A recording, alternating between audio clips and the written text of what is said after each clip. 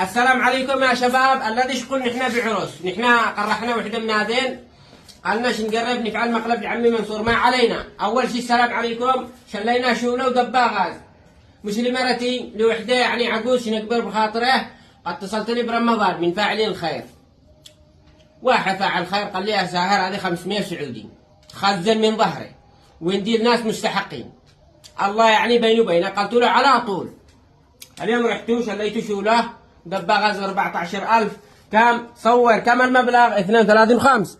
هو سجل لنديت له 30,000 مع التخفيض، وخفض لي وباع لي ذي يعني ما حصلش فائده بعده. يعني ايش نقول؟ براس ماله. أيوة. باع براس ماله شو المحلات الجباري. شكرا. وهذه الدبار غاز صور ما بوش جديد. الدباب الغاز منعوه ما بوش جديد. قال لي ما بقول لي من هذه عادي ب 14,000 هذه. وهذا الثامن حق الشوله، يعني كنا شلينا له شوله من الصنع محلي من هذا. قال لي صاحبي دي بشرب الدبا الغاز شرب.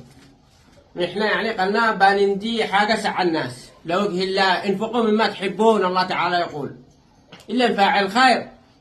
بكره بتنزل لي هذه العجوز من المدينه، واذا وافقت زيد ان انا اصوره بزيد اصوره. والله العظيم اتصلوا وهي تبكين. ويعني نعرض لكم حق الحالة وانتم تقبروا بخاطره. معي 40,000 تمام. هذه بنندي الناس يعني نندي لهم حق دقيق. ناس طلبوا مني وقدنا يعني محرج منهم، واللي انا ما نديش مبالغ مالية، بس مثل ما قال فاعل الخير ندي الناس يعني يستحقوا. تمام. بازيد ندي لعمي منصور ما شنسوش، قنديت له 70,000 ما هو قراط، ندي له مبلغ طيربه قال برقبه ديونه. عادوا الان برمضان. تمام. نصير الان نفعل المقلب من هذا. هي عفي هذه عشان نشان نعمل لك مقلب والله. لا مش اقل ذاك. هذه 10,000 عندك من فاعلين الخير وكل قريط كيف ما عمل. عندك 10,000 من فاعلين الخير تدعي لهم. والله انه يحبونك. في ناس الان يتواصلوا معي. في واحد يشتي يطلعك عمره والله العظيم. أكثر من واحد مش إلا واحد. لقابك إلا نية. العمرة بعد الحج. بعد الحج. المرة الأولى جا واحد قال له أنا شطلعك عمره شو تكلف بك. أنا قال له ما أقدرش أسير. قال له شنزل لك كرسي. قال له ها خلاص شكلمك. قلت له خلاص عادوا ما هو شناوي. هو مش ناوي ولا. سلام تحياتي للمتابعين. ونشتي نعمل لك مقلب. لا تعمل لي ولا مقلب.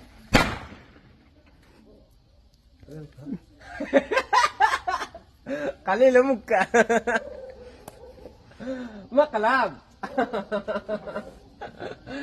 المصري رجع اتصل لي حق بلابس.